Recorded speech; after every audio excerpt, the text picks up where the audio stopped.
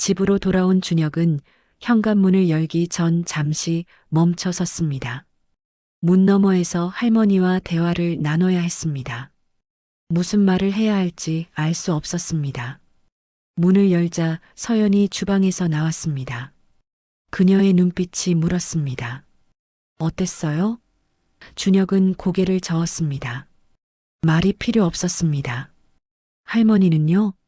안방에 계세요. 아까 유나가 학교 가기 전에 인사했어요. 준혁은 안방 문을 조심스럽게 두드렸습니다. 할머니, 들어가도 될까요? 그래. 할머니는 침대에 앉아 창밖을 보고 계셨습니다. 손에는 낡은 수첩을 쥐고 있었습니다.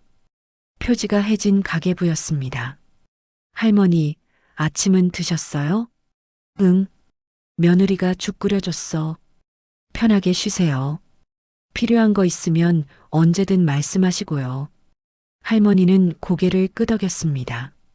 하지만 시선은 여전히 창밖을 향했습니다. 준혁아. 네, 할머니. 미안하구나. 왜요? 내가 짐이 돼서. 준혁은 할머니 옆에 앉았습니다. 할머니는 짐이 아니에요. 가족이에요. 가족이어도 짐이 될 수 있단다. 할머니의 목소리는 낮고 단조로웠습니다. 감정이 빠진 목소리였습니다. 할머니, 그런 말씀하지 마세요. 사실은 말이야. 할머니가 수첩을 천천히 넘겼습니다. 페이지마다 빼곡한 숫자들이 적혀 있었습니다. 난 일부러 그랬어. 네. TV 소리 크게 튼 것도, 가스레인지 끄는 거 깜빡한 것도 다 일부러야. 준혁은 할머니를 쳐다봤습니다. 할머니는 여전히 창밖을 보고 있었습니다. 왜요? 그러면 사람들이 나한테 기대를 안 하더라.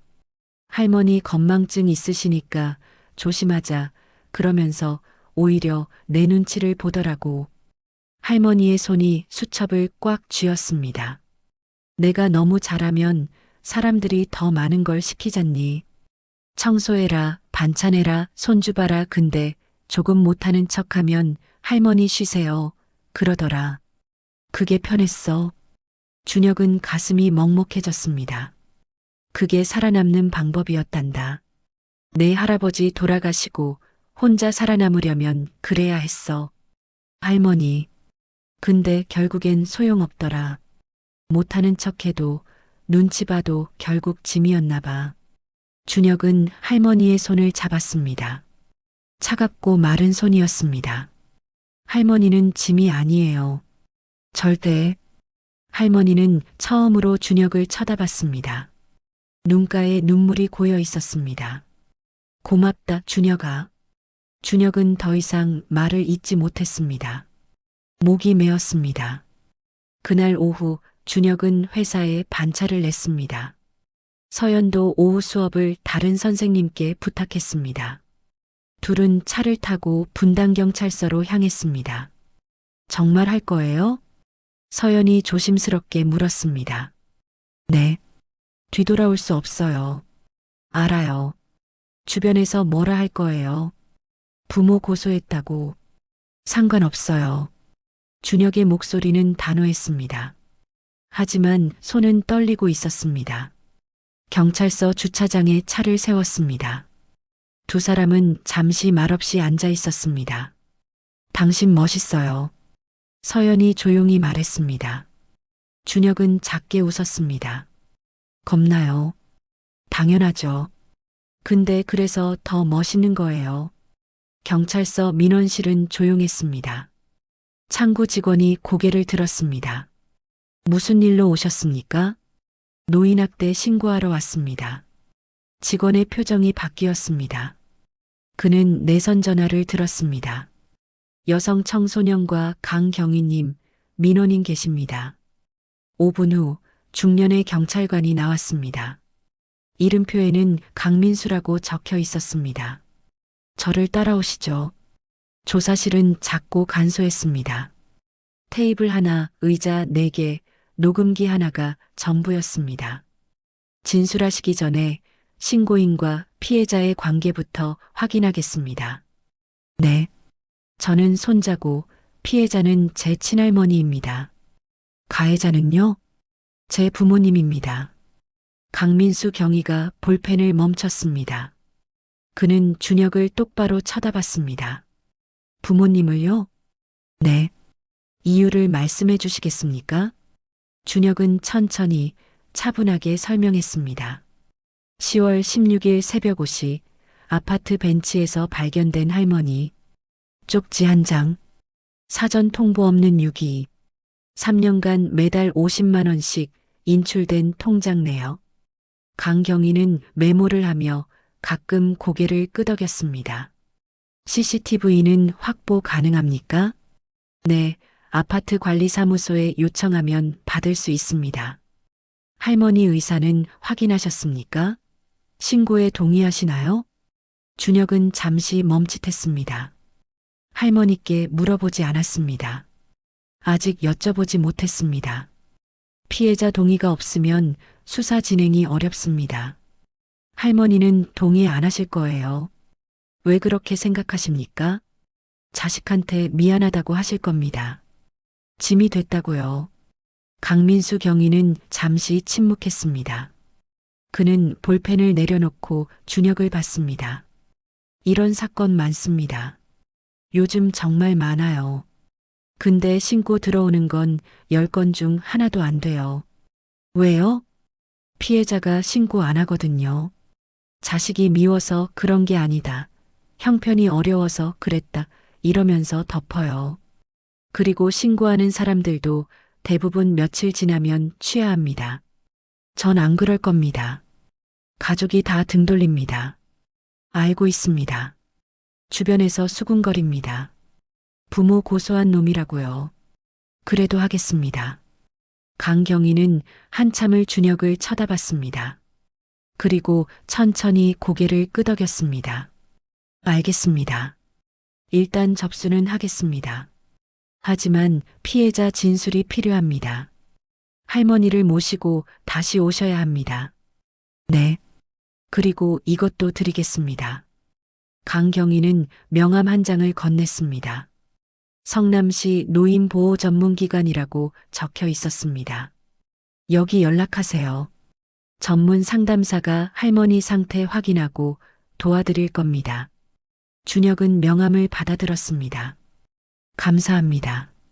경찰서를 나서자 해가 기울고 있었습니다. 주차장으로 걸어가는 동안 준혁은 명함을 계속 쳐다봤습니다. 차 안에서 서연이 물었습니다. 어땠어요? 할머니 동의가 필요하대요. 그럼 할머니한테 여쭤봐야겠네요. 할머니는 안 하신다고 하실 거예요. 왜요? 자식한테 미안하다고 그냥 넘어가자고 하실 거예요. 서연은 한참을 침묵했습니다. 그럼 어떻게 해요? 모르겠어요. 준혁은 핸들에 이마를 기댔습니다. 처음으로 막막함을 느꼈습니다. 신고는 했지만 정작 피해자가 동의하지 않으면 아무것도 할 수 없었습니다. 할머니 설득해야죠. 서연이 조용히 말했습니다. 이게 할머니를 위한 일이라는 걸 알려드려야 해요. 어떻게요? 모르겠어요. 근데 방법은 있을 거예요. 준혁은 고개를 들었습니다. 서연이 그를 보고 있었습니다. 그녀의 눈빛에는 확신이 담겨 있었습니다. 당신이 할 수 있어요. 준혁은 천천히 고개를 끄덕였습니다. 해볼게요. 차를 출발시켰습니다. 집으로 가는 길 석양이 도로를 붉게 물들였습니다. 준혁은 생각했습니다. 어떻게 할머니를 설득할 것인가? 어떻게 할머니가 자신의 존엄을 지킬 수 있도록 도울 것인가? 아직 답은 없었습니다. 하지만 포기할 수는 없었습니다. 집 앞 주차장에 차를 세웠습니다. 엔진을 끄자 정적이 찾아왔습니다. 들어가요. 서연이 먼저 차에서 내렸습니다. 준혁도 따라 내렸습니다. 엘리베이터를 타고 올라가는 동안 그는 손에 쥔 명함을 다시 봤습니다. 성남시 노인보호전문기관. 작은 글씨였지만 그 안에는 희망이 담겨 있었습니다. 문을 열고 들어가자 할머니는 거실에 앉아 계셨습니다. TV를 보고 계셨습니다. 소리는 작았습니다. 할머니, 다녀왔습니다. 그래, 저녁 먹어야지. 할머니는 평범하게 대답했습니다. 하지만 준혁은 알 수 있었습니다. 할머니도 알고 있었습니다. 무언가 시작되었다는 것을. 그날 밤 준혁은 명함을 책상 위에 놓고 한참을 바라봤습니다. 내일 전화를 걸어야 했습니다. 그리고 할머니와 진지하게 대화를 나눠야 했습니다. 쉽지 않을 것입니다. 하지만 해야 했습니다. 그는 명함을 지갑에 넣었습니다. 그리고 불을 껐습니다. 어둠 속에서 그는 천장을 바라봤습니다. 할 수 있을까? 대답은 아직 없었습니다. 하지만 내일은 올 것입니다. 그리고 그는 준비할 것입니다. 다음 날 아침 준혁은 명함을 꺼냈습니다. 성남시 노인보호전문기관. 전화번호 아래에는 작은 글씨로 적혀 있었습니다. 24시간 긴급 상담 가능. 그는 휴대폰을 들었습니다. 손가락이 떨렸습니다. 숫자를 누르고 통화 버튼을 눌렀습니다. 신호음이 2번 울렸습니다. 네, 성남시 노인보호전문기관입니다. 여성의 목소리였습니다.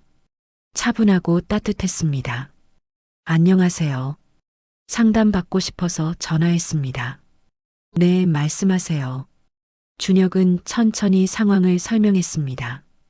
새벽에 발견된 할머니, 쪽지, 경찰 신고, 그리고 할머니가 동의하지 않을 것 같다는 우려까지. 상담원은 중간중간 네, 이해합니다라고 말하며 경청했습니다. 할머니께 직접 여쭤보셨나요? 아니요. 아직은. 왜 말씀 안 하셨어요?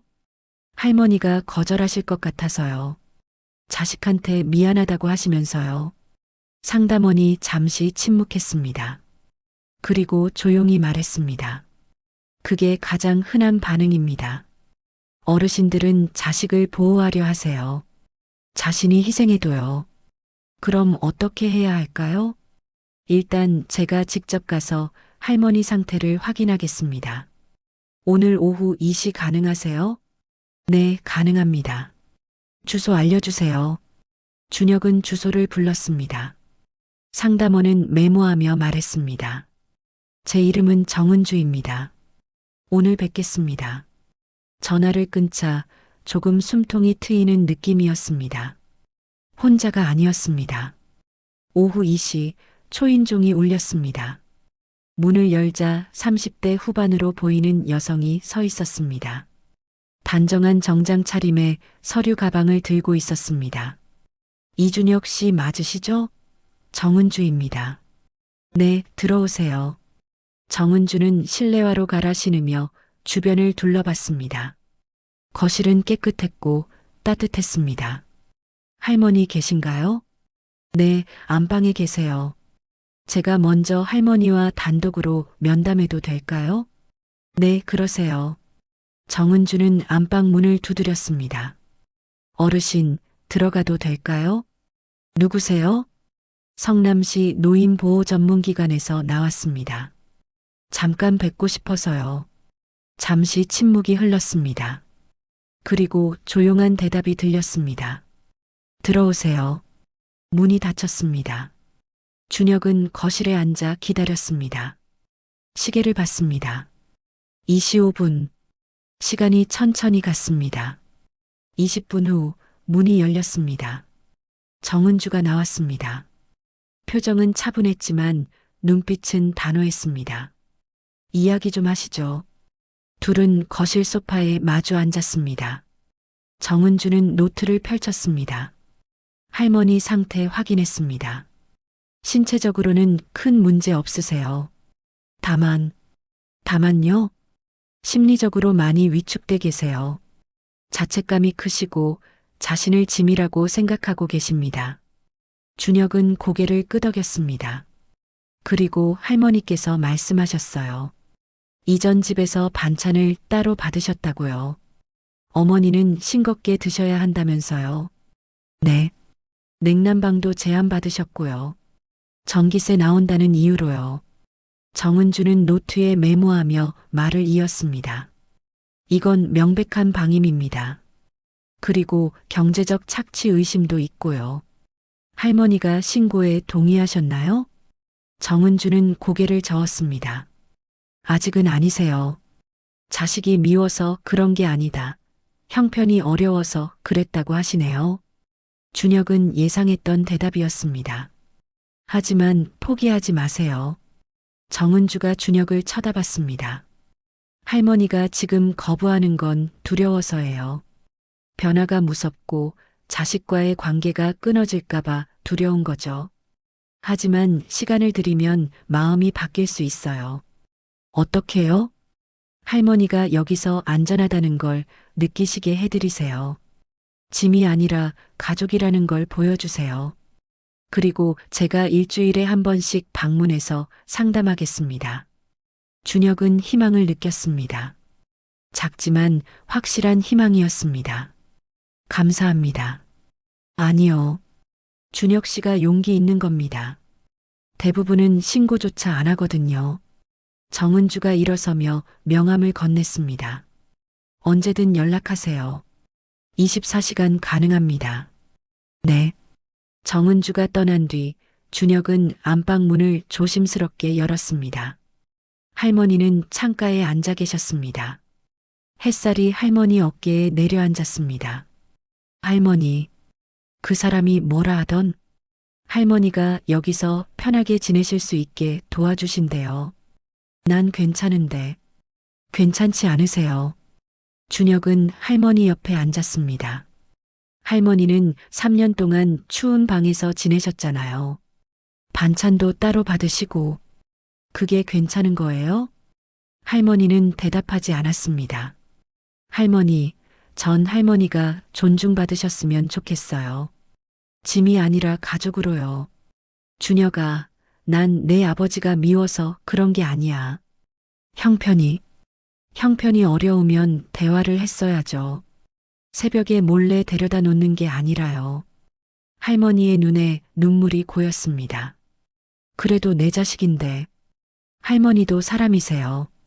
존중받을 권리가 있어요. 준혁은 할머니 손을 꼭 잡았습니다. 제가 지켜드릴게요. 약속해요. 할머니는 한참을 침묵했습니다. 그리고 천천히 고개를 끄덕였습니다. 고맙다, 준혁아. 그날 저녁 식탁에는 네 사람이 둘러앉았습니다. 준혁, 서연 할머니, 그리고 유나. 유나가 할머니에게 물었습니다.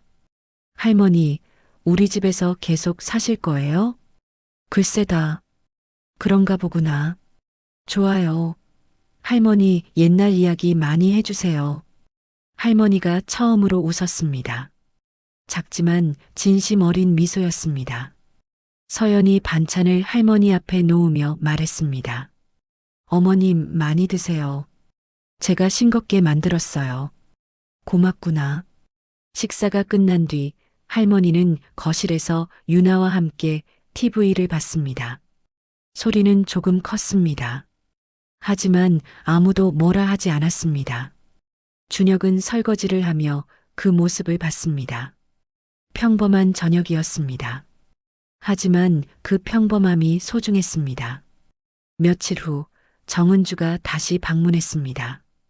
이번에는 할머니와 1시간 넘게 이야기를 나눴습니다. 면담이 끝나고 정은주가 조용히 말했습니다.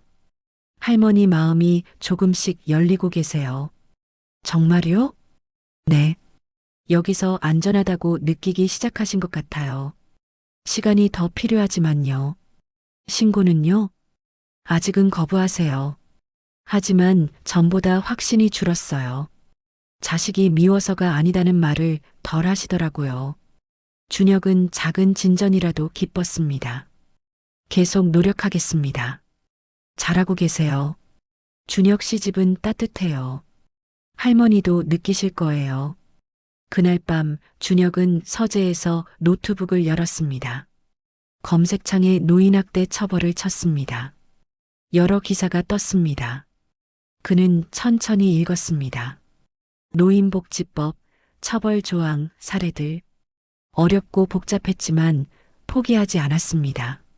새벽 1시가 넘어서야 노트북을 닫았습니다. 눈이 아팠지만 마음은 조금 가벼웠습니다. 준비하고 있었습니다. 언젠가 할머니가 동의하실 날을 위해 다음 주 정은주가 세 번째 방문을 했습니다. 이번에는 할머니와 2시간 가까이 이야기를 나눴습니다. 문이 열렸을 때 할머니의 얼굴은 평온했습니다. 정은주가 거실에서 조용히 말했습니다. 할머니께서 결심하셨어요.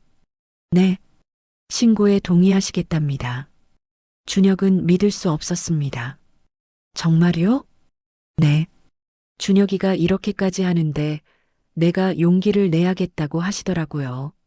준혁의 눈시울이 뜨거워졌습니다. 그리고 이것도 주셨어요. 정은주가 봉투 하나를 건넸습니다.